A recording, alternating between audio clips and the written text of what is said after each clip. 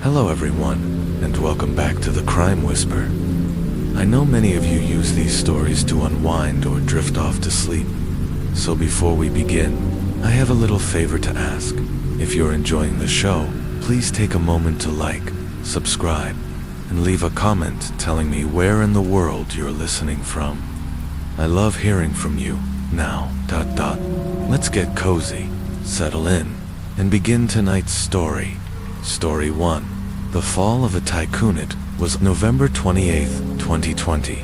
A quiet Saturday in Sunny Hills, Auckland, a place known for serenity and safety. But inside one luxurious villa, silence wasn't peaceful, it was disturbing. Mrs. Wu, a longtime friend of businesswoman Mejing Jungle, so known as Elizabeth, was anxious. Elizabeth hadn't returned any of her calls, which was unlike her. They were supposed to meet, but she never showed. After countless attempts to reach her, Mrs. Wu drove to Elizabeth's house. No one answered the door. The house was dark. With growing dread, she used her spare key and stepped inside. The air was heavy. Inside the bedroom, Mrs. Wu saw bloodstains. The surveillance system had been turned off. Her unease turned to fear. She called the police immediately. Investigation begins when police arrived. They confirmed that the home's entire security system had been deliberately disabled. Despite the evidence of foul play, officers tried to reassure Mrs. Wu it was possible Elizabeth had gone to the hospital, but Mrs. Wu knew her friend. Elizabeth would never go silent like this.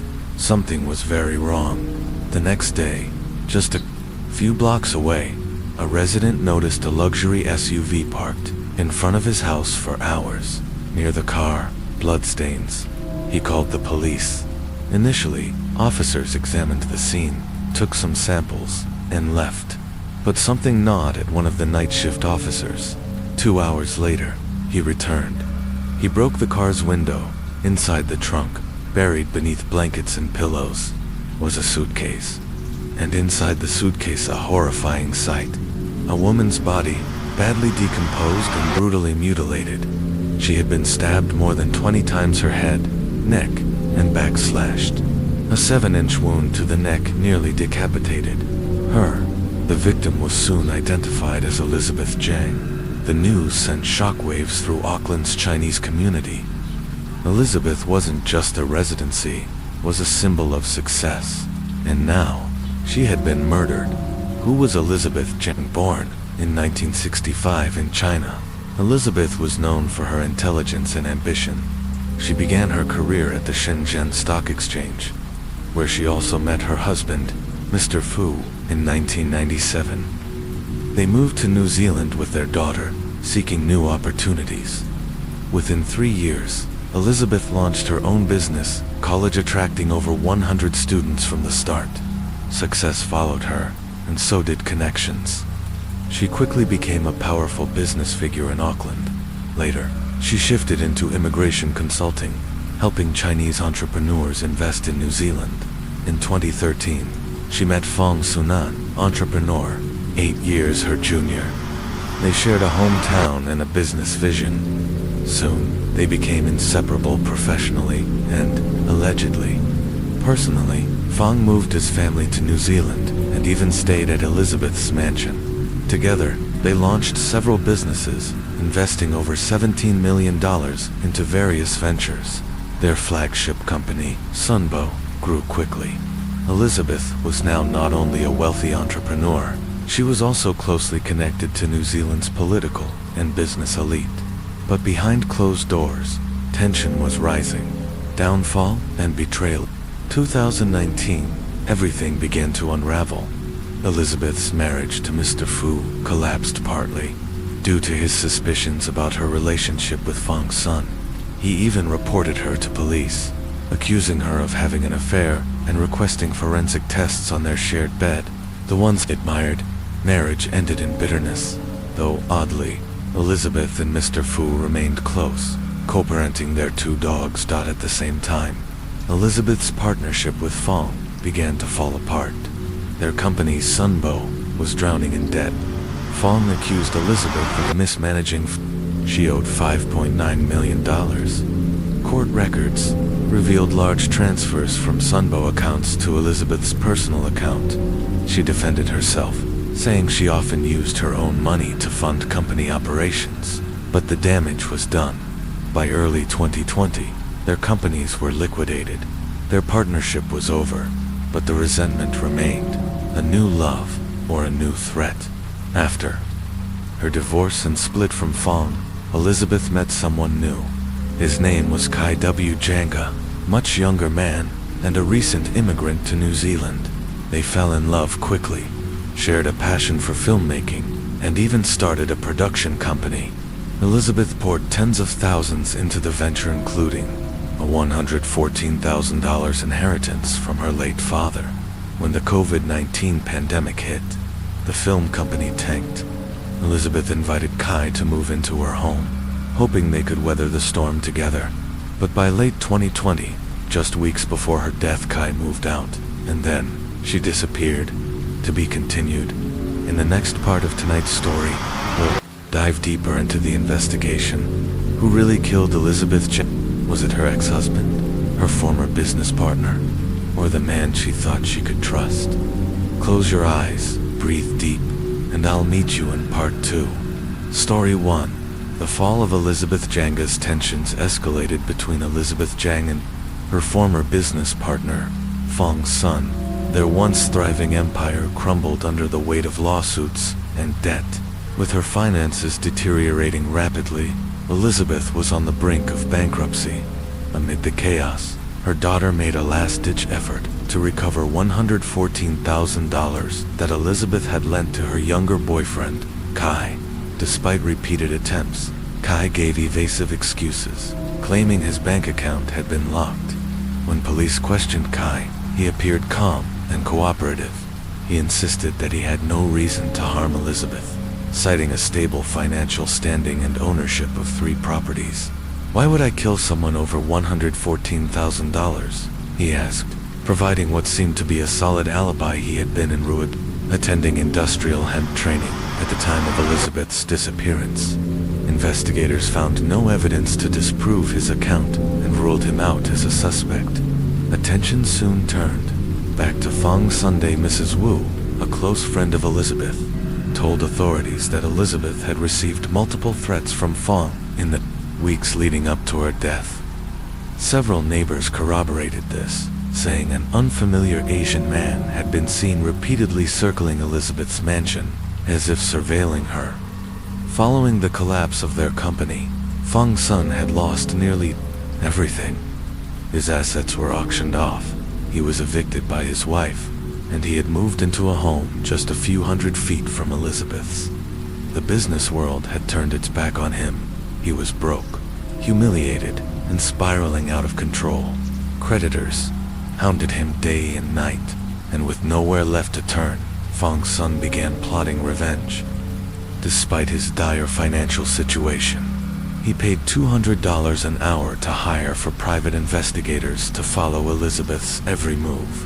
Leading the operation was Jun Jin Better, known as Jamia, former Chinese police detective and one of Fong's old schoolmates.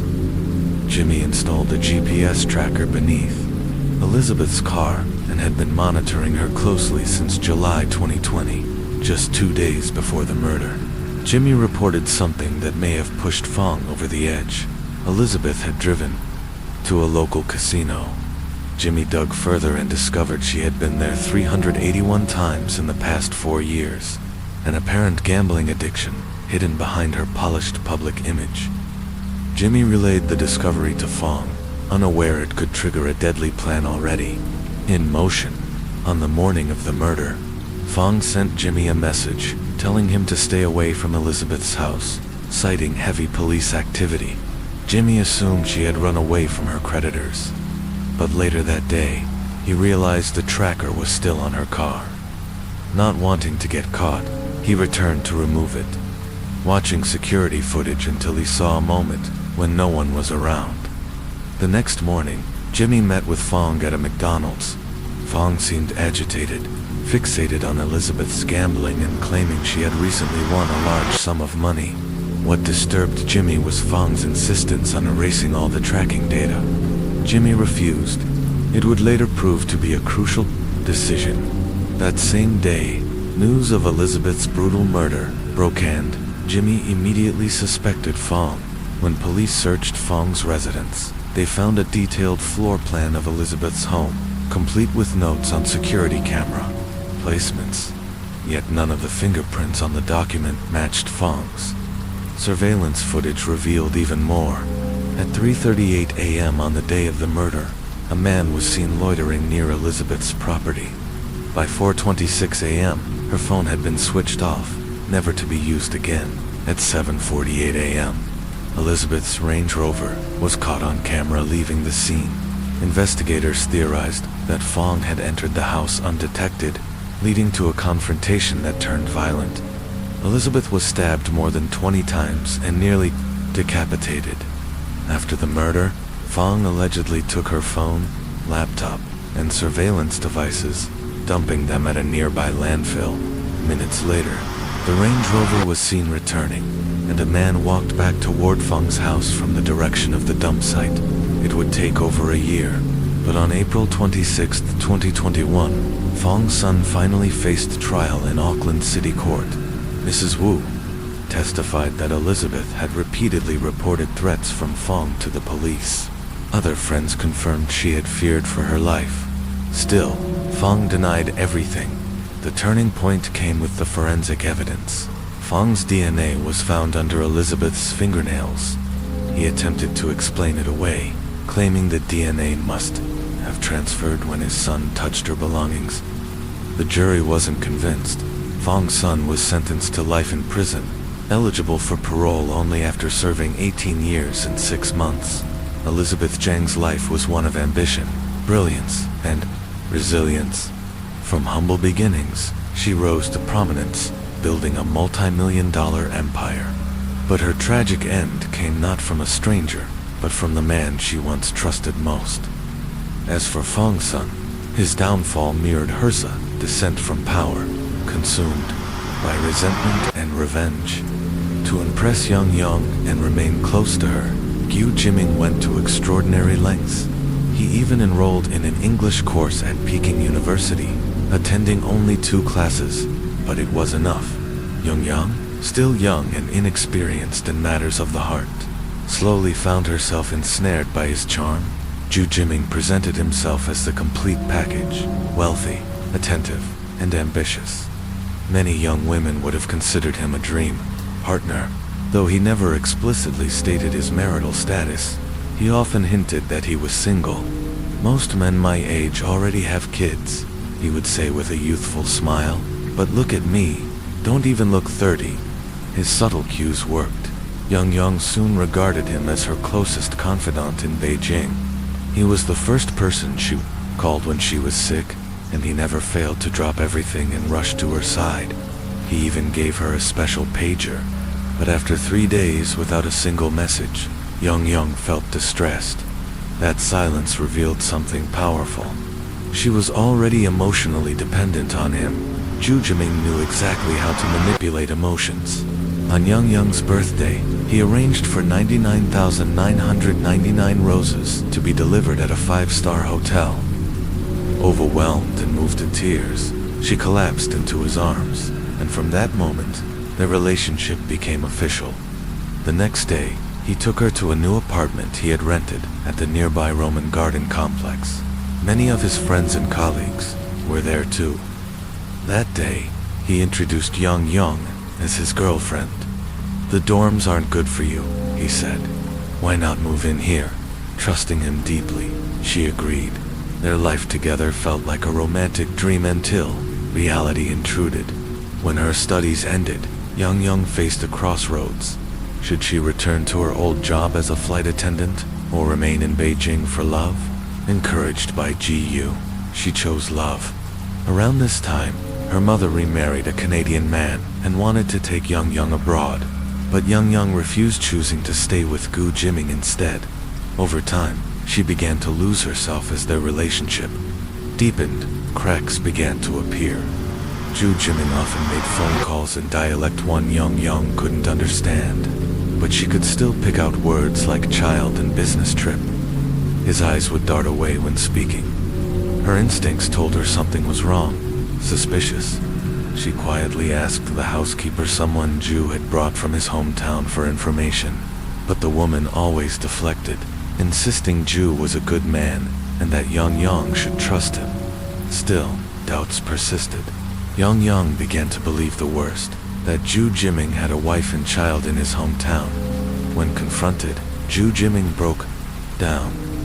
He admitted that he had a wife, but claimed they had grown emotionally distant. He said they were only together for the sake of their child, and that he had longed to divorce, but lacked the courage. He told Yang that she wasn't to blame, it was all his fault. Moved by his tears and apologies, she stayed. Not long after Yang became pregnant. Terrified and unready, she eventually terminated the pregnancy, though she didn't use it to tie him down. The experience left her deeply wounded. She set a deadline. You must divorce within 1 or 2 years, or it was over. Emotions ran high. They argued frequently, yet each time, Ju would concede. During the 1999 Chinese New Year, they visited his hometown. Yang demanded he resolve his marital situation. Choose, she told him. Divorce or break up? He verbally agreed, but remained hesitant. On the 29th day of the lunar month, they prepared to drive back to Guangdong. Yang surprised him by refusing to get out of the car, insisting on going with him. Agitated, Ju called his wife on speaker. "My girlfriend wants to meet you." His wife, disbelieving, thought it was a prank. But once they reached Guangdong, Yang lost her courage. She spent New Year's Eve alone in a hotel, then quietly returned to Xiamen. Before leaving, she urged Ju once more to be honest. This time he finally confessed to his wife. His family was outraged. Their once New Year was in ruins. When they returned to Beijing, Jiu's parents followed under the guise of seeking medical care. In truth, they had come to assess the woman who had disrupted their son's marriage. His mother disapproved and openly opposed the divorce. Then came a new blow. Jiu's Rolex watch went missing. His parents suspected Yang. Even Jiu did. For more than a month, he treated her coldly. Yang was devastated. By late 1999, she made a decision she would study abroad. Her parents supported her, and surprisingly, Ju didn't object. In April 2000, she left for Switzerland to study hotel management, hoping distance would bring clarity. But Ju wasn't ready to let go. While she studied and worked, living inside the training hotel, Ju bombarded her with phone calls. If she turned off her phone, he would call the hotel room by room until he reached her. His phone bill exceeded $4,500 in just the first month. During every holiday, he insisted she return. Her classmates traveled Europe, she flew back to Beijing. Despite the passion, Yang remained troubled. Her role in his life was still undefined, and she began to see other sides of him, things she could no longer ignore. Jiu and his business partners often frequented entertainment venues, viewing extramarital affairs as normal. One day, she returned from Switzerland unannounced, only to find him with hostesses in a karaoke bar. Enraged, she threw her bag at him. Gu, humiliated in front of clients, retaliated by hitting her in the head with a brick. She needed 3 stitches. Later, he explained that he had purchased a house under his wife's name because of property regulations. He also revealed plans to have his wife and child move to Beijing once Yang left again and attempt to restore his marriage. Yang, heartbroken, realized the truth. Zhu Zhiming would never leave his wife. Every time she left, he went back to them, and she could no longer accept it. Story 2. The Tragedy of Yang and Jiu Jiming. After Jiu Jiming dropped Yang off at the airport, she made a fateful decision. Instead of returning to Switzerland, as planned, she quietly delayed her flight and traveled to Guangzhou. Her motive? To stop Zhu Jiming's wife from moving to Beijing and reuniting with him. Posing as an official, Yang called Jiu's wife, claiming she needed to complete a health check for her Hong Kong residency application. Then, in a shocking act of malice, she brought mercury extracted from 10 thermometers and tricked Ji Yu's wife into drinking it. When the woman showed no immediate symptoms, Yang Young made her ingest even more before fleeing the scene. Fortunately, Ji Yu's wife recognized something was wrong and contacted her husband. Realizing what had happened, Ji Yu urged her to rush to the hospital. It was confirmed to be mercury poisoning, but thanks to timely intervention, her life was spared. Despite the attack, Ju convinced his wife not to report the incident to the police. From that point on, his relationship with Yang became cold and distant. Yang Young, increasingly isolated and emotionally frayed, decided to move to Canada. In April 2001, she returned from Switzerland to apply for a Canadian visa. Though Ji Yu still helped her navigate the visa process, they were no longer living together. She stayed in a rented apartment alone. Then came June 27th, around midnight. Yang Young appeared at Ji Yu's home. Knowing his habits, she waited until he returned from entertaining clients. When he saw her, Ji was irritated and tried to send her away. She pleaded, saying she had something important to say. Begrudgingly, he let her in. Inside, Gu ignored her and went to the bathroom. From behind the door, Yang Young heard what sounded like him talking to another woman on the phone. Fueled by jealousy and rage, she claimed she also had a new boyfriend. Ju, incensed by her words, had sex with her, possibly in an attempt to assert control. Afterward, while Ju slept, Yang Young was restless. Thoughts and memories swirled in her head. When she checked his phone, Ji Yu woke up and lashed out. The two began to fight. In the struggle, Ji Yu grabbed a knife. As they wrestled for it, Yang Young stabbed him once, in the stomach. Both froze. Moments later, Ji Yu screamed, and the struggle resumed. In a blind fury, Yang Young stabbed him in the neck and chest over 10 times.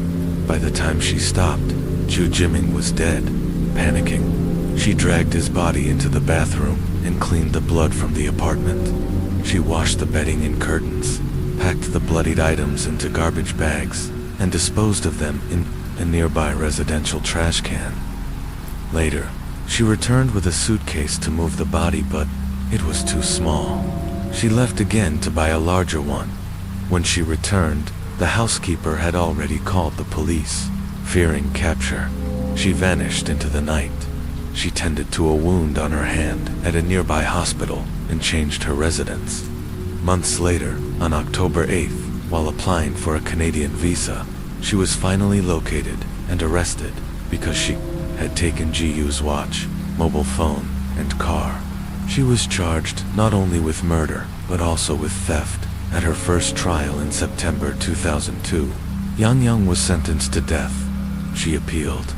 The court acknowledged the manipulation and long-term deceit she had suffered, and in 2003, her sentence was commuted to a suspended death sentence.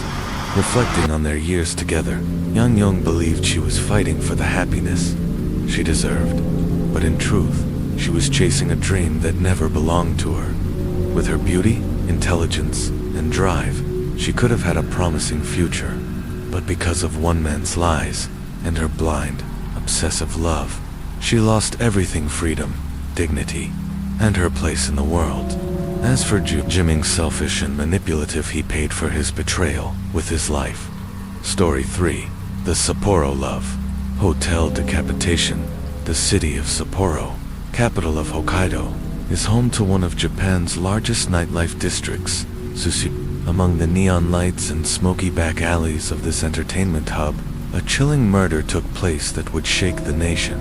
The victim was 62-year-old Hiroshi Yura, a quiet, unassuming construction materials worker who lived with his wife in the suburbs. His colleagues described him as responsible and mild-mannered, but Hiroshi had a secret one he had hidden from everyone, including his family. In private, he found solace in cross-dressing, applying makeup, and slipping into elegant women's clothing. On the afternoon of July 1st, 2023, Hiroshi took out his hidden box of cosmetics, transformed into his alter ego, and dressed in a silver mini dress, black stockings, and heels. He headed to Susukino for a disco party, a haven for middle-aged revelers like him. There, he danced, laughed, and felt free, if only for a few hours. But after the party ended at 10 p.m., Hiroshi didn't go home. He had arranged to meet a woman at a nearby love hotel called Let's. By 11 p.m., the two entered room 202. The next day, silence. At 3 p.m., a hotel employee, alarmed that no one had checked out, entered the room and made a grisly discovery. Kneeling in the bathroom was a shirtless figure facing the tub. At first, he thought it was a woman in distress. Then, he realized the horrifying truth: the body was missing its head. Police were summoned immediately. The room showed no signs of struggle. The sheets were clean, toothbrushes untouched. The scene had been meticulously sanitized, yet there was no ID, no phone, no clothing. The only clue: scattered fingerprints, none matching existing databases. The staff recalled the victim checking in with someone, a petite individual in a black hat and mask, pushing a large suitcase. After 3 hours, the companion left alone, now dressed in a long black coat and boots, still dragging the suitcase, its contents now bulging. That suitcase may have contained Hiroshi Ura's severed head. As the investigation unfolded, police were haunted by one detail. Had the staff realized it was a murder, they might have caught the killer. But because Hiroshi was dressed as a woman, they mistook him for a female guest, and the killer escaped, blending into the night. To this day, the case remains unsolved.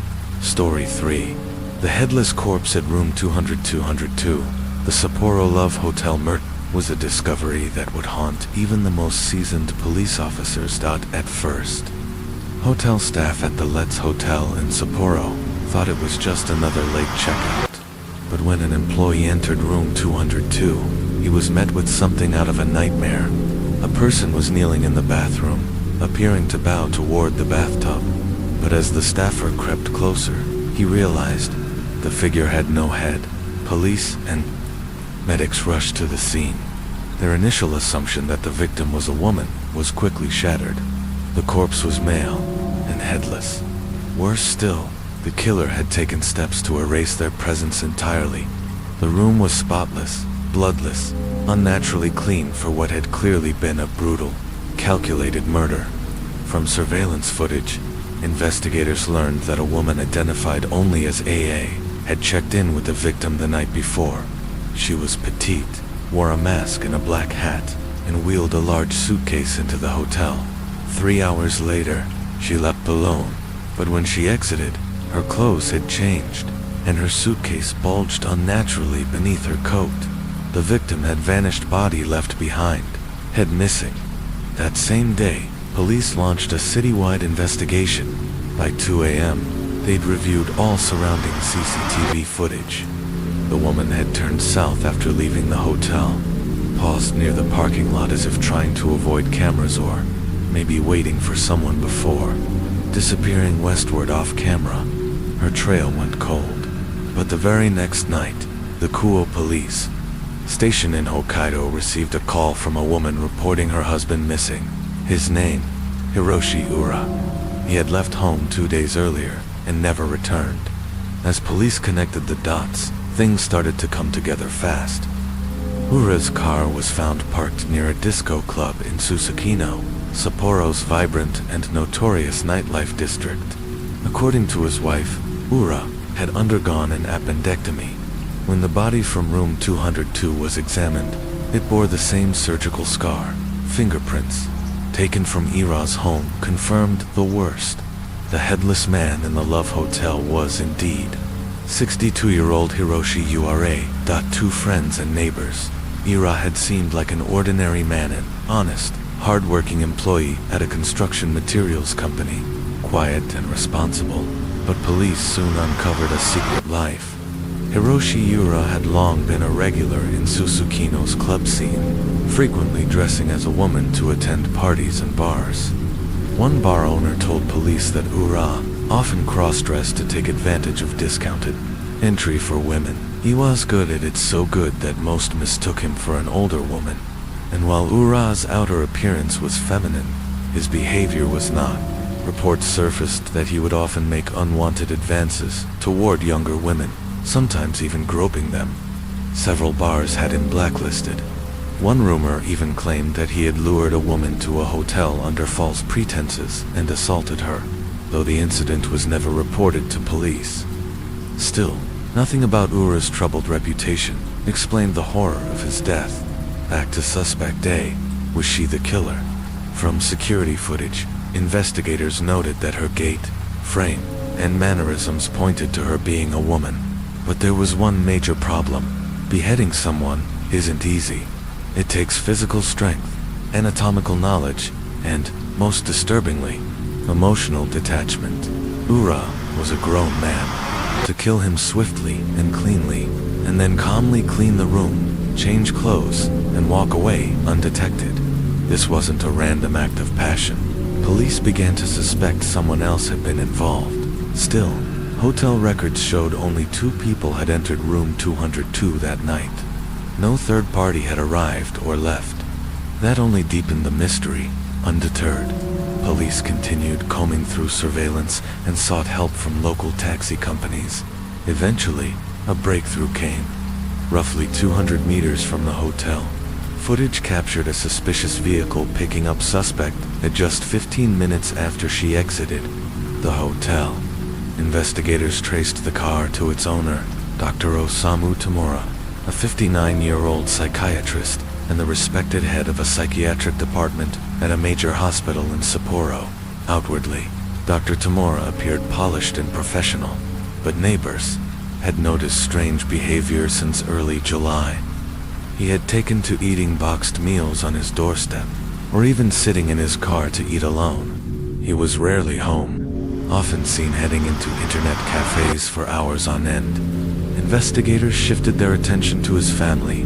Dr. Tamura's wife, Hiroko, was a quiet housewife, and their only child, Runa Tamura, was a 29-year-old woman who hadn't worked in years. Neighbors hadn't seen her in nearly 2 years. Runa's age, body type, and appearance matched those of suspect A. Rather than make an immediate arrest, police deepened their investigation. They learned that Osamu Tamura had originally studied to be a surgeon but switched to psychiatry after fainting during his first operation. Despite the career change, he had surgical training and skill. That fact made the clean beheading of Ura seem suddenly plausible.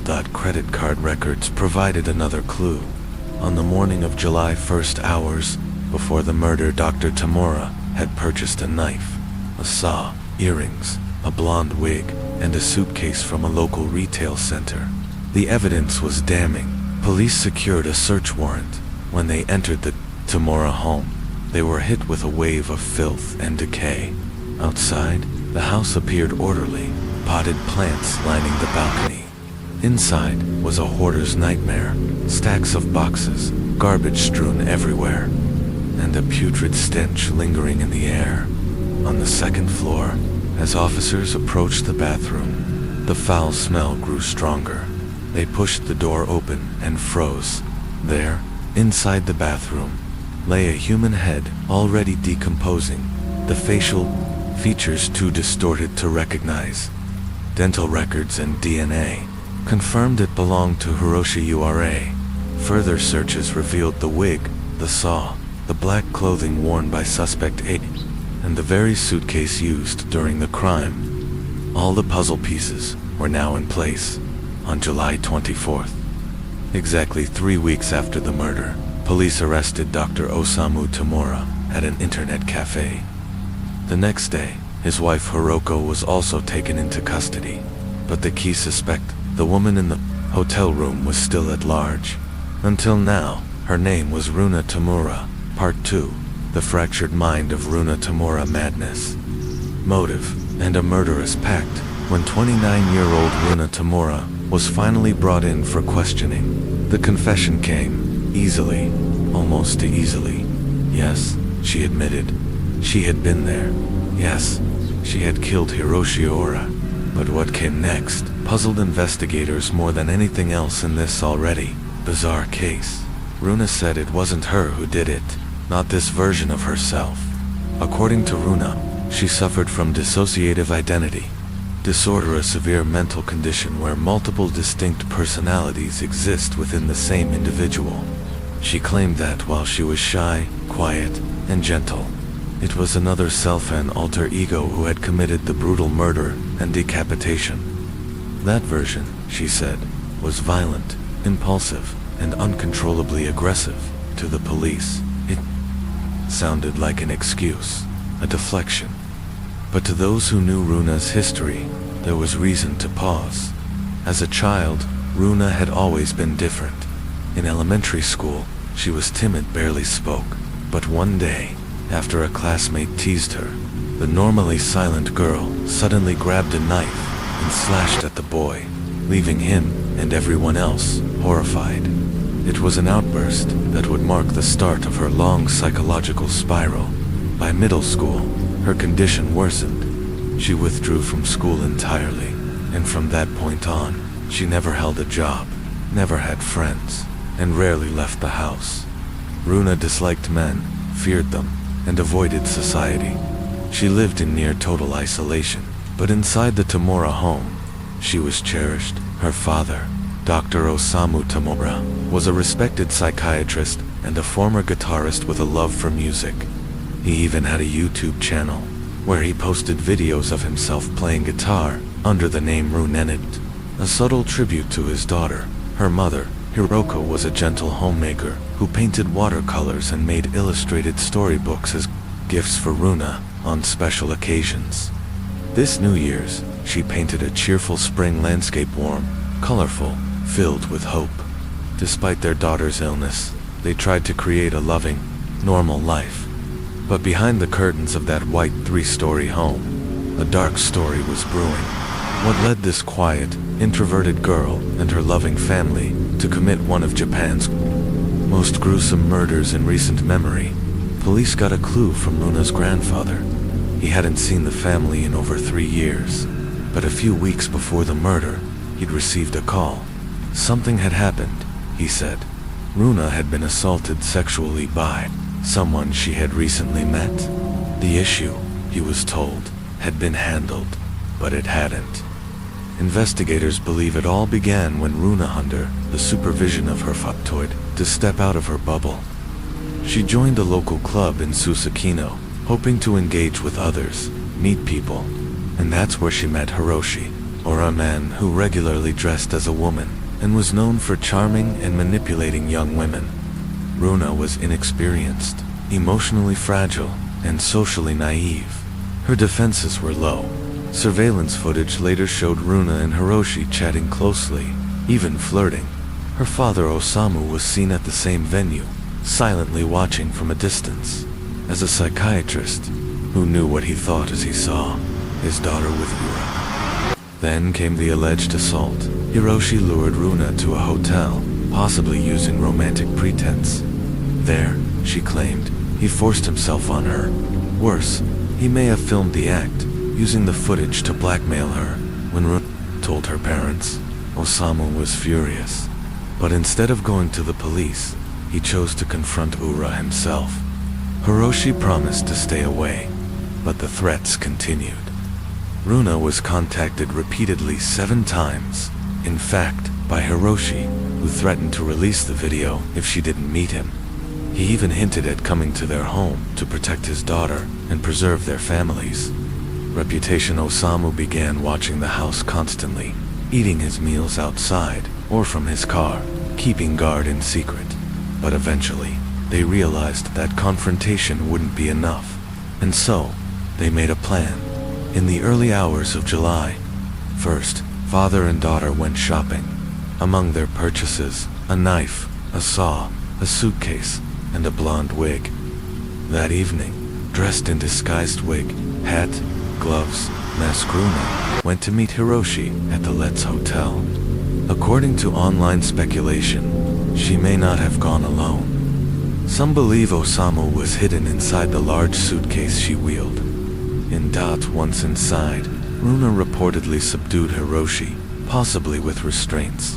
Osamu emerged, carrying out the killing with surgical precision, decapitating the victim, cleaning the scene, and instructing Runa to change into a second outfit before leaving. Together, they exited Osamu back in the suitcase, Runa in a black coat and boots. The head, some say it was hidden in her backpack. They returned home, but there was a problem. Osamu hadn't yet figured out how to dispose of the severed head, so he stashed it in their bathroom and waited. But news of the headless body at the hotel spread quickly. The country was in shock. A man dressed as a woman, decapitated in a love hotel, no identity, no motive. Police formed a large task force. Within days, the victim was identified. The Tamuras panicked. Runa and Hiroko rarely left the house again. Trash accumulated. The foul odor from the bathroom spread, and soon, even Osamu couldn't bring himself to go inside. Eventually, Hiroko confided in Runa's grandfather, afraid, but still unwilling to turn on her family. Together, they continued living in their strange, decaying household, trying to act normal as the police closed in. Why decapitate the body? Some say it was to delay identification. Others suggest a more chilling motive. Hiroshi's face could unlock his phone via facial recognition. The theory: they wanted access to delete the video and erase all digital evidence of Runa's assault. Another theory: Runa's testimony of mental illness would earn her a lighter sentence. Her father, knowing the law and her condition, may have orchestrated the entire act with that in mind. Still, some questioned the logistics. Could Osamu really fit in that suitcase? Could he, a man who left surgery due to dizziness, perform such a gruesome act? To this day, police have not confirmed the exact motive or who struck the fatal blow. Rumors persist. Speculation thrives online. Initially, the public saw Hiroshi Yura as a tragic victim, misunderstood, maybe eccentric, but undeserving of such a fate. But as more details surfaced, his manipulation, the alleged assault, the blackmail, public sympathy began to shift. Now, many see Runa as the victim and are calling for leniency. The trial has not yet begun. It's believed the police are still seeking final testimony from Hiroko Tamura to determine her role, if any. Until then, the full truth remains locked behind the doors of that white house in Etsubetsu. But one thing is certain: the Tamura family will never be whole again. Story 4. The disappearance of Minky Jamenki G, known affectionately as Minky to her friends and family, was born in 1991 in Xi'an, China. An only child, she grew up surrounded by care and expectation. Her parents, recognizing their daughter's intelligence and charm early on, gave her every opportunity to thrive. By the age of 5, she was already immersed in calligraphy and painting. By 7, she had mastered swimming and table tennis, and by 10, she was strumming the guitar and playing the traditional ERHU middle school. Minky developed a love for photography, and throughout her school years, she studied English rigorously, preparing for the dream her family shared, to study abroad. Her parents even hired a private English tutor to help her get there. That dream materialized when she was accepted to the East China University of Science and Technology in Shanghai, majoring in mechanical engineering. Her academic excellence earned her an exchange opportunity at the University of Missouri, a prestigious institution located in Columbia. In December 2014, at the age of 23, Minky earned her master's degree in mechanical and aerospace engineering. After graduation, she stayed in Columbia, taking a job at a dental products manufacturing company. It was here, in 2016, that she met a young man named Joseph Elledge. He was 21, still in college, and working as an intern at her company, where Minky happened to be his supervisor. Their relationship progressed quickly. To prove his commitment, Joseph traveled to China to meet her parents. On September 22, 2017, they were married. They settled into a modest apartment in Colombia's east side, and Menki often shared their seemingly happy life on social media. In 2018, she became pregnant and chose to step back from work to focus on raising their daughter, born in October of that year. Her parents flew from China to help, but joy soon gave way to tension. Cultural differences began to drive a wedge between Menki and Joseph. In China, strict postpartum customs are observed, emphasizing rest and care. But in the US, such traditions are rarely practiced. Joseph felt alienated, especially as everyone around him spoke Chinese. He also clashed with Menki and her mother over child-rearing practices. By the summer of 2019, their marriage had visibly deteriorated. Menki, still at home, caring for their child, could only earn income from occasional online translation jobs. Meanwhile, Joseph landed an internship in Carthage, a few hours away. He had to rent a second apartment near his job, increasing expenses and further straining their relationship. Arguments became frequent, and on October 8, 2019, Menki had what would be her final video call with her mother at around 9:15 p.m. later that night. She also messaged a friend about buying baby formula. Then, she vanished. Joseph would later claim that around 9:30 p.m., he tried to give his wife a massage in hopes of being intimate, but she refused. He played video games until 11:30 p.m. before going to bed. At 5 a.m., their daughter's cries woke him briefly. By 8 a.m., he noticed Menki was gone. Her car remained outside. Her phone, passport, keys, and even a change of clothes were still at home. He assumed she had just stepped out, but the next day passed without a word. Still, Joseph did not call the police. It wasn't until October 10th, 2 full days later, that Menki's parents in China, alarmed by the silence, asked a friend to check on her. During a video call with her mother, this friend knocked on Menki's apartment door.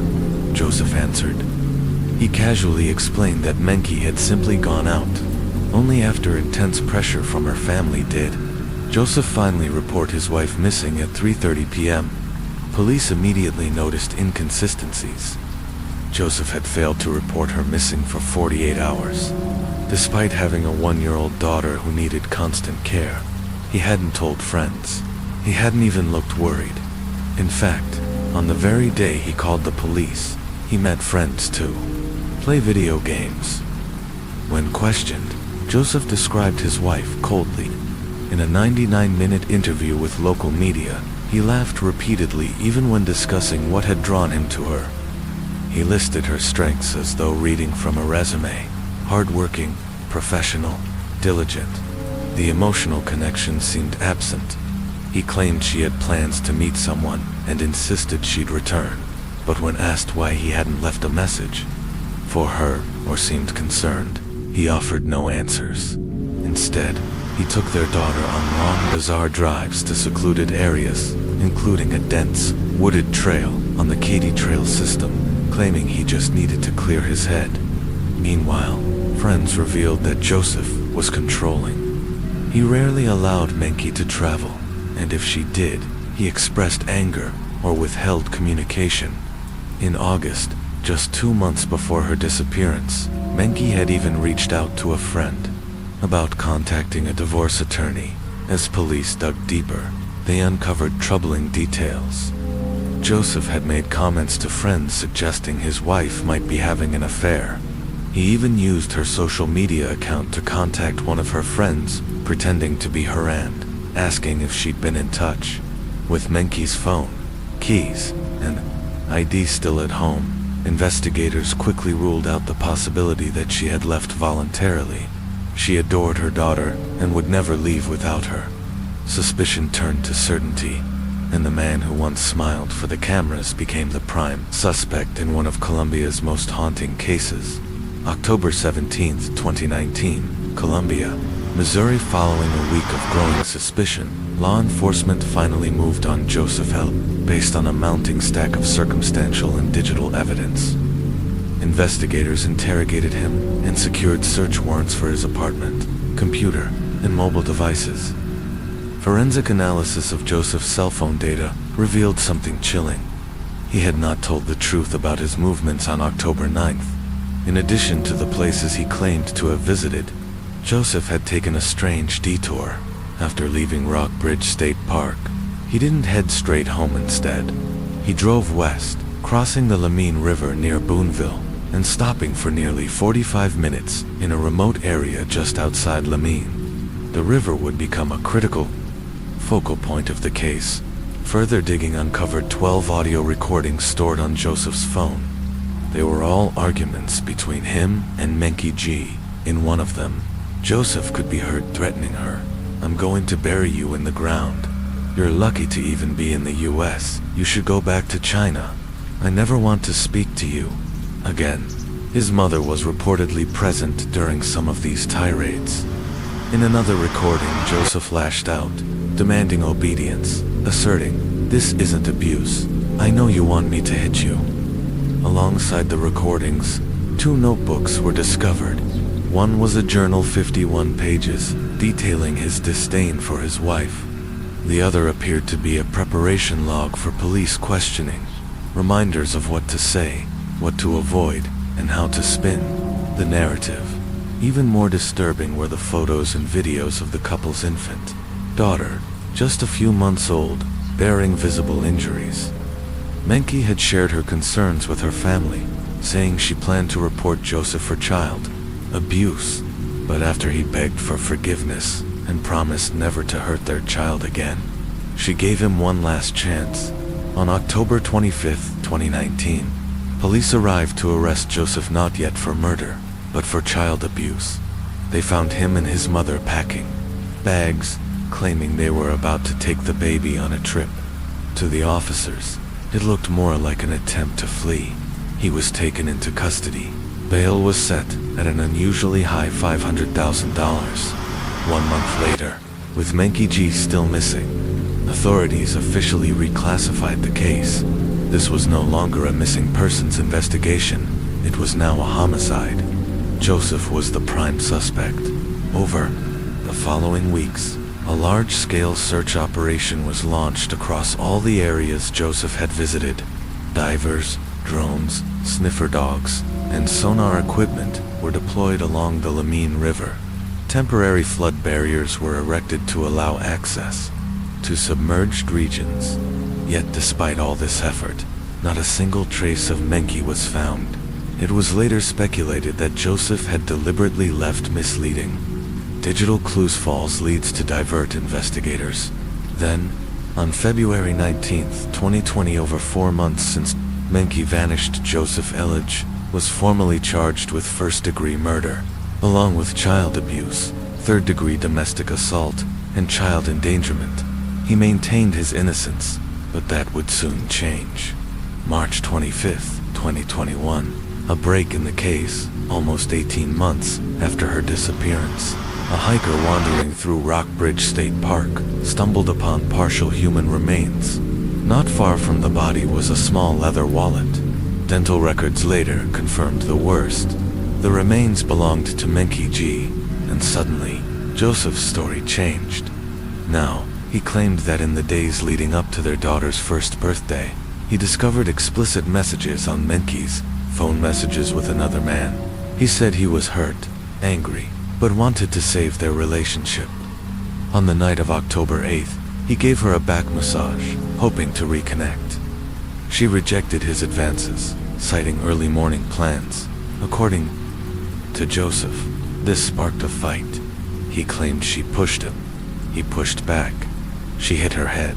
In his new version of events, Menki was briefly dazed, but then went to lie down. The next morning, he said he found her cold and unresponsive. Fearing that no one would believe his story, Joseph said he panicked. Instead of calling 911, he put her body in his car and spent hours driving around with their daughter, trying to decide what to do. Ultimately, He buried Menke in a secluded part of Rockbridge State Park, ironically, just half a mile from where he had once proposed to her. Police confirmed the location using soil samples taken from Joseph's shoes. October 1st, 2021. The trial begins in court. Joseph's attorney argued that Menke's death was an accident, a tragic domestic dispute that escalated too far. He painted Joseph as a panicked husband who made terrible choices out of fear, not malice. There was, he insisted, no premeditation. The prosecution had a different narrative. They pointed to the recordings, the notebooks, the threats, and Joseph's increasingly manipulative behavior. He had grown controlling, possessive, and hostile. They argued that Joseph feared a divorce not because he would lose Menke, but because it might cost him financially and separate him from his daughter. According to the prosecution, this wasn't an accident, it was calculated. The jury didn't buy the defense's claims entirely, but neither did they agree on first-degree murder. On November 11, 2021, Joseph Ellich was convicted of second-degree murder and sentenced to 28 years in prison. The defense later tried to argue that much of the evidence, including the audio recordings, was improperly used. They claimed Joseph's interrogation violated his rights, and that the soil samples were inconclusive. The court disagreed. The judge condemned Joseph's cold, remorseless attitude throughout the trial. He would serve every day of his sentence. Gruesome discovery in Jiang City, in the quiet halls of the Jiang City District Police Station. The tranquility was abruptly shattered by the ring of a phone. An officer picked up and immediately, his face darkened.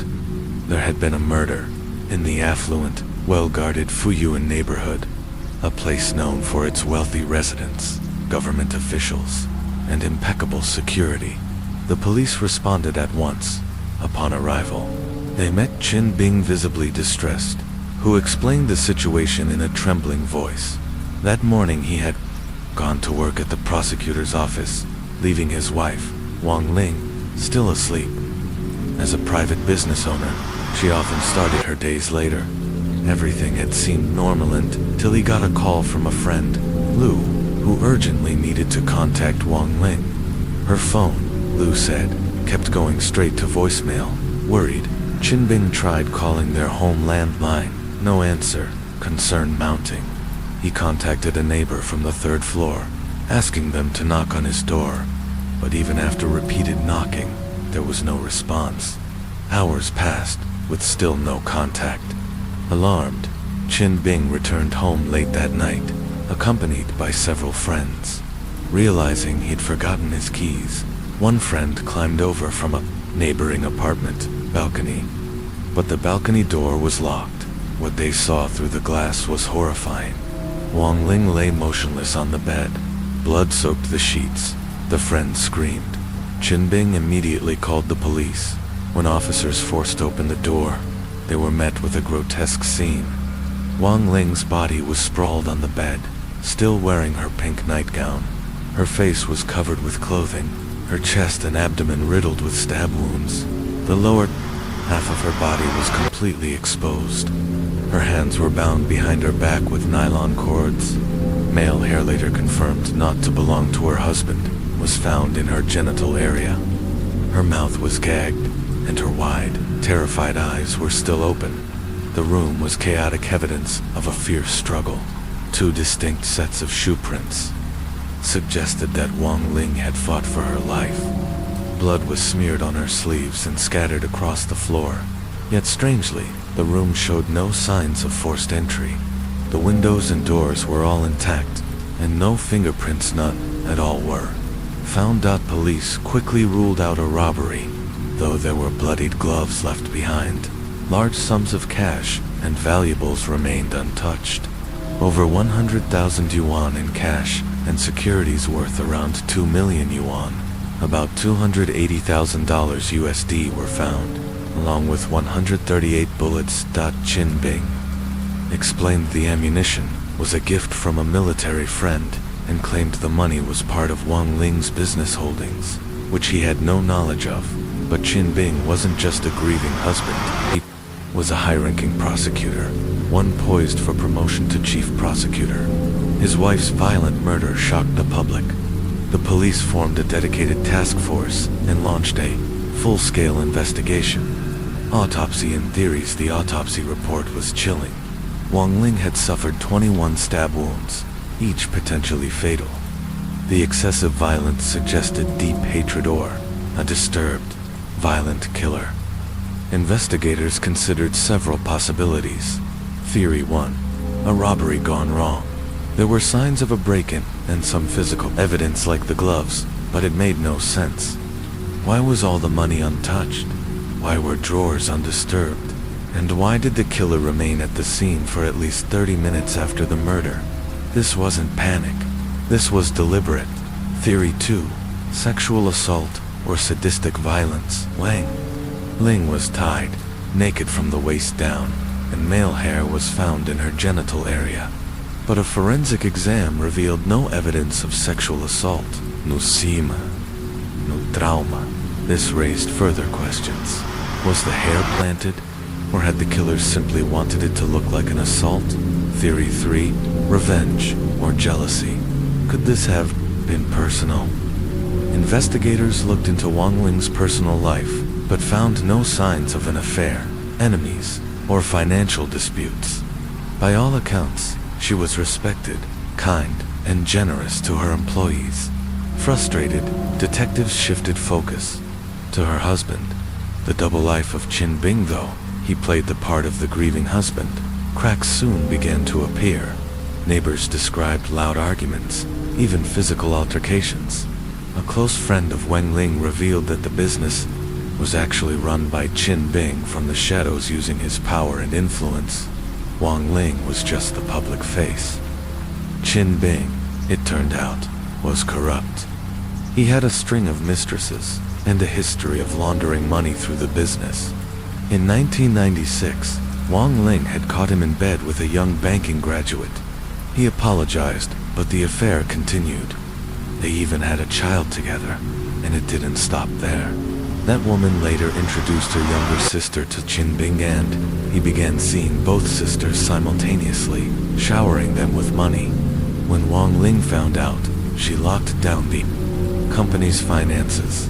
Furious, Qin Bing's resentment grew. Investigators later found 20 farewell letters and 6 notebooks in Wang Ling's office safe, chronicling her despair, suspicions, and fears. The police now believed they had their prime suspect. Qin Bing. The turning point. A new eye on the crime scene despite the evidence. Qin Bing's political power made it difficult to move forward without a watertight case. The investigation stalled until retired detective Mr. Wu Zhen was brought in. Mr. Wu re-examined the crime scene with fresh eyes. His team found faint bloodstains on the bedspread and a unique knife Mark 1 that perfectly matched the curve of the murder weapon. He also noticed something critical. While 2 sets of shoe prints were found at the scene, they all faced inward. None led out of the room. That meant one thing. Whoever killed Wang Ling never left. The sedative clue. Uncovering the truth about Wang Ling's final moments, something didn't sit right with veteran investigator Wu Guking. While re-examining Wang Ling's body, he noticed something disturbing. Although she had been stabbed 21 times, the first 4 wounds weren't immediately fatal. Yet, there were no bruises, no defensive wounds, no rope burns on her wrists or ankles, nothing to suggest she had struggled while being tied down. Wu Guking found that deeply suspicious. It was almost as if Wang Ling had been unconscious before the attack began. Acting on this hunch, Wu ordered a more extensive toxicology screen, as well as an analysis of the stomach contents. The results were shocking. Wang Ling had ingested a high dose of sedatives shortly before her death, but there were no needle marks on her skin and no trace of the sedatives or packaging at the scene. That could mean only one thing. The sedatives were likely administered orally and not willingly. Wu revisited Qin Bing's original statement, where he claimed he had left the house around 7 a.m. Now, Wu suspected that Qin Bing may have lied about the timeline and possibly left after his wife was already dead. With that, the investigation pivoted sharply. After 108 days of chasing shadows, police brought Qin Bing into custody as a suspect in his wife's murder. During interrogation, Qin Bing maintained a stony silence. No confession, no emotion, and still, no concrete evidence directly tying him to the killing. But Wu Guqing wasn't finished. The breakthrough, a forensic re-examination of the crime scene, brought a major breakthrough. Experts closely analyzed the shoe prints left on the blood-smeared floor. Despite attempts to obscure them, the pattern matched perfectly with Qin Bing's shoes. More troubling details emerged. Investigators discovered that Wang Ling had no history of insomnia or medication use, ruling out the idea that she had taken sedatives on her own. Only 2 people had been in the house the night of the murder. That left one likely suspect. A former classmate then came forward with a crucial piece of the puzzle. Years earlier, Qin Bing and a group of friends had been gifted a set of specialty knives, slightly curved, ceremonial in style.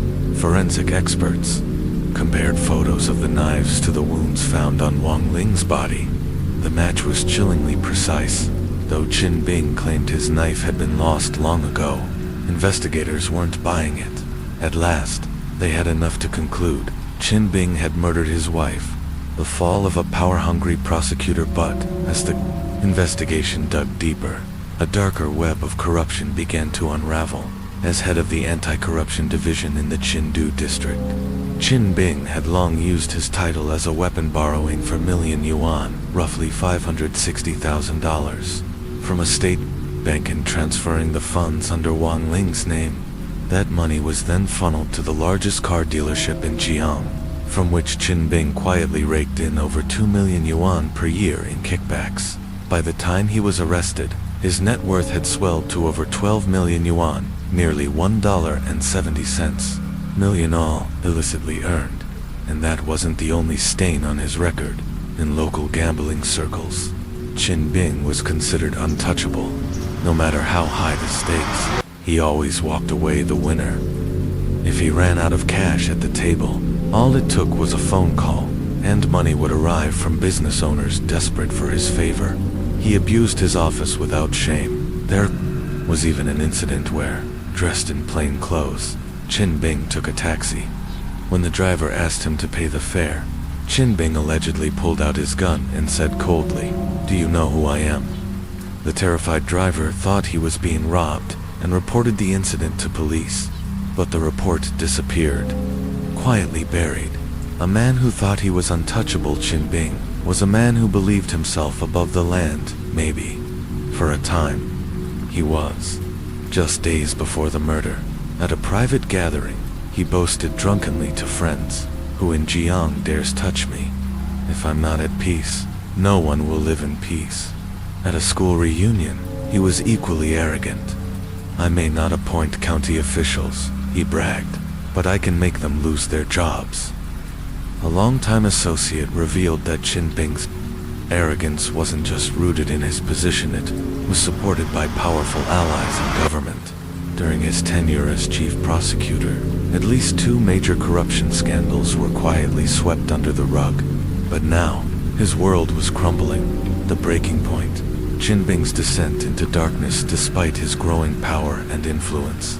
Not even Qin Bing could keep the past buried forever. 2 major incidents had already cast shadows over his record. A dangerous suspect mysteriously escaped during interrogation and vanished without a trace. And in a separate case, another suspect leaped from a building during a crime scene reenactment and died instantly. These would have been career-ending failures for any other prosecutor, but not for Qin Bing. He emerged from both incidents, untouched, his power not only intact, but greater than ever. Then, on February 18th, the tide finally turned. After months of relentless investigation, mounting forensic evidence, and inconsistencies in his statements, Qin Bing was officially arrested by the Chengdu District Police for the murder of his wife, Wang Ling. At first, he held his ground, but under the pressure of detailed interrogation and the cold weight of evidence piling against him, the mask cracked. Eventually, Chin Bing confessed not just to the crime, but to the emotional decay and hidden motivations that led him there. His confession painted a chilling portrait of a man who had fallen from grace, corrupted by ambition and rotted from within. From simplicity to silence years ago, Chin Bing and Wang Ling were just an ordinary couple trying to build a life together. He had been a humble physics teacher, she a diligent factory worker. They lived modestly, shared everything, and supported one another through thick and thin. Together, they dreamed of a better future and worked tirelessly to make it a reality. But success, as it often does, changed everything. Chin Bing's intelligence and charm caught the eye of higher-ups. He quickly ascended through the ranks of government, accumulating status, influence, and wealth. And with each promotion, he grew more distant. What were once shared evenings turned into solitary nights for Wang Ling as her husband immersed himself in the elite world of power brokers and officials. The bond that once held them together slowly deteriorated. Although they attempted to maintain appearances, the love between them had long eroded. Their conversations turned into arguments. Respect gave way to resentment. Professionally and personally, they were no longer aligned. The marriage, once vibrant and full of hope, had turned into a cold, transactional existence. And behind the scenes, it was even worse. The night everything changed one night. After a social gathering with friends, Chin Bing invited Wang Ling to join him at a party. She had been drinking her mood light, but unfiltered. Later, the two visited a friend who lived on the 18th floor of a high-rise two-view, some art. When Chin Bing casually suggested one of the paintings was likely a cheap imitation, Wang Ling snapped. In front of everyone, she scolded him, accusing him of showing off, mocking him in front of his peers. That moment of public humiliation stung more than she realized. The couple returned home around 8 p.m., but the atmosphere was toxic. Their argument exploded into full-blown shouting. Wang Ling's words were biting, her tone unforgiving. She mocked him, cutting deep. Eventually, she stormed into the bathroom, leaving Chin Bing alone in the living room, stewing in fury and shame. It was in that moment, overwhelmed by alcohol and rage, that a dark idea began to take root. He remembered the sleeping pills he had purchased during a previous trip to Shenzhen. Strong sedatives, 5 in total. Now, he had a plan. A carefully calculated murder. Chin Bing crushed the pills into a fine powder and mixed them into a glass of water. When Wang Ling returned from the bathroom, he greeted her with an apology, a performance of remorse. He handed her the drink. She accepted it without suspicion, drank it, and went to bed. As she slept, Chin Bing sat in silence, consumed by internal conflict. For 3 hours, he wavered between fear, guilt, and fury. Wang Ling had been a part of his life for so long, but so had the emotional pain, the control she held over him, and the threats. According to his confession, Wang Ling possessed documents proof of his corrupt dealings. She had threatened to expose everything if he didn't give in to her demands. In Chin Bing's mind, she had become a threat to his career, his freedom, and his entire world. By 4 a.m., he had made his decision. There would be no turning back. A murder in the dark, with gloved hands. He retrieved a nylon cord and a curved knife, one that had been gifted to him years earlier by a classmate. Quietly, he approached the bedroom and called out her name, but there was no response. She was still, deeply asleep, sedated beyond waking. He tied her hands with the cord and positioned her body. Then, methodically, he stabbed her again and again. According to the autopsy, the first few wounds were survivable, the rest were not. He covered her face with clothing and left her lying on the blood-soaked bed, her nightgown stained and her dignity violated. He stayed in the room for over half an hour, carefully wiping down surfaces, hiding evidence, and staging the scene to mislead the investigation.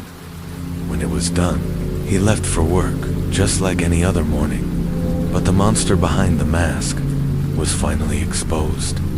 The final betrayal there was no response from Wang Ling when Qin Bing called her name to ensure she wouldn't wake up. He swiftly tied her hands with a nylon cord. What followed was an eruption of rage. Qin Bing stabbed her twice in the chest. Though groggy from the sedatives, Wang Ling let out faint, pitiful moans. Alarmed that her cries might alert the neighbors, he dropped the knife and shoved a cloth into her mouth to silence her, but he didn't stop there. 2 more vicious slashes followed. It was the 4th strike that ended her life. Yet, even in death, Wang Ling seemed to confront him. Her eyes remained wide open, locked in a gaze so haunting, it felt like a curse he could never escape. Shaken, Qin Bing pulled a piece of cloth over her face, desperate to block out the image.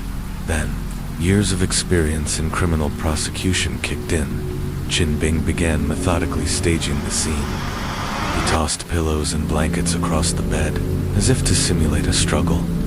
He wiped down the surfaces and then, while wearing gloves, planted carefully placed fingerprints to give the illusion of a break-in gone violently wrong. He rifled through drawers and closets to further sell the lie of a ransacked home, but he went even further. To throw investigators off completely, he pulled out a brand new pair of shoes he'd never worn, and walked carefully through the house, leaving a set of footprints distinct from his own. Then came the most sinister detail of all.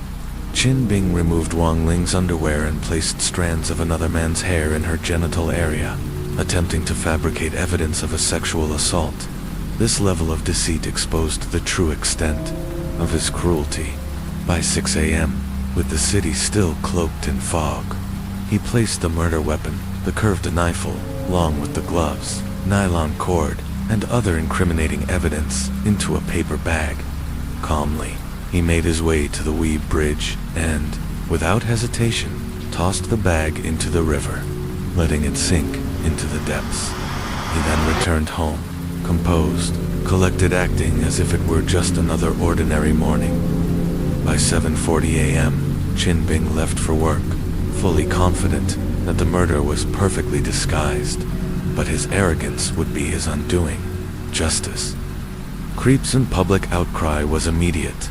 On November 22, 2004, the People's Procuratory of Jiang City officially brought charges against Qin Bing for premeditated murder, illegal possession of weapons, and large-scale bribery. The case was transferred to the Jiang Intermediate People's Court for trial.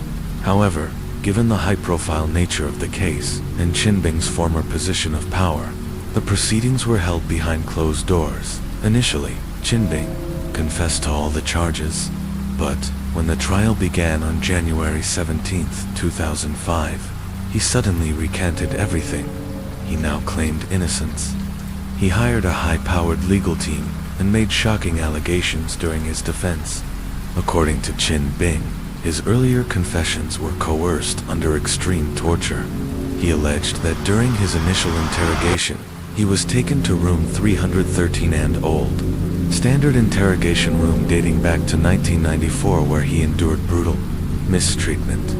He insisted that his earlier statements had been extracted under duress and were therefore invalid. However, police records told a different story. The Jiang City Investigation Unit reported that Qin Bing, a seasoned prosecutor himself, had exhibited an unusually strong ability to resist interrogation.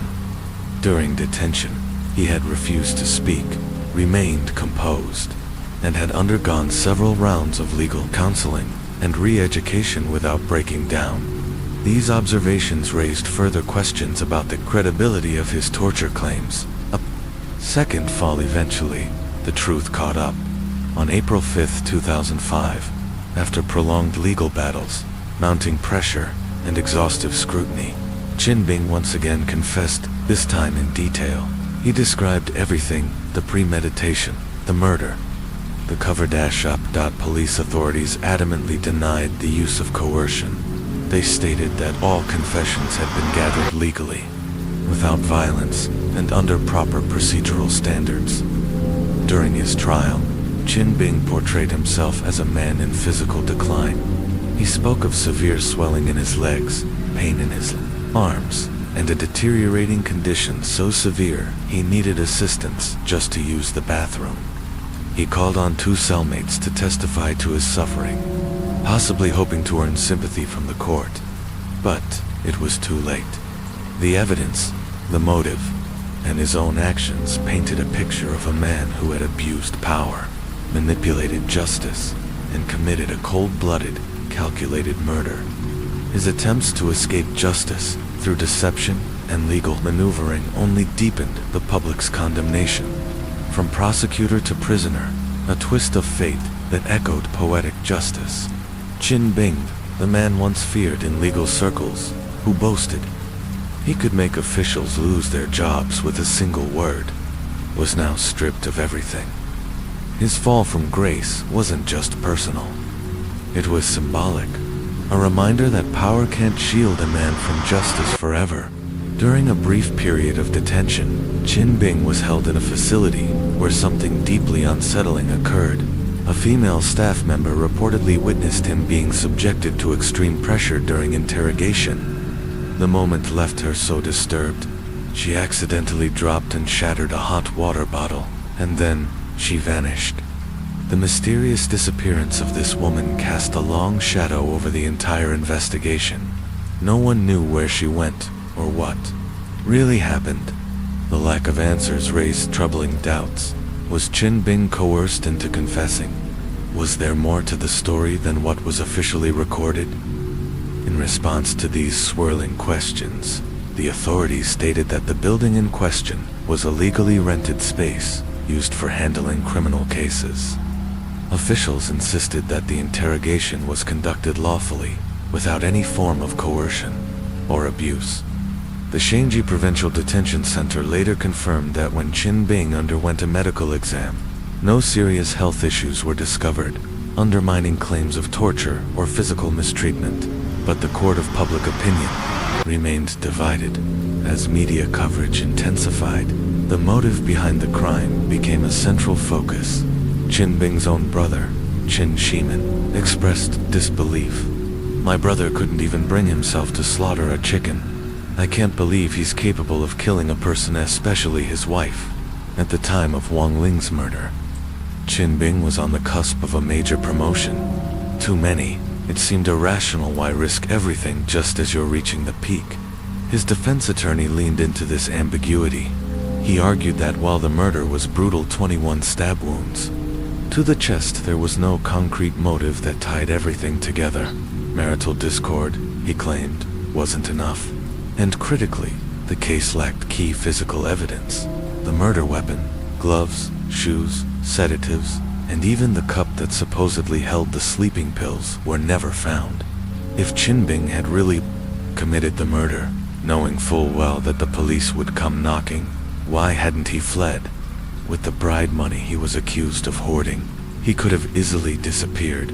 After all, even without the murder charge, a bribery conviction alone could have led to life imprisonment or worse.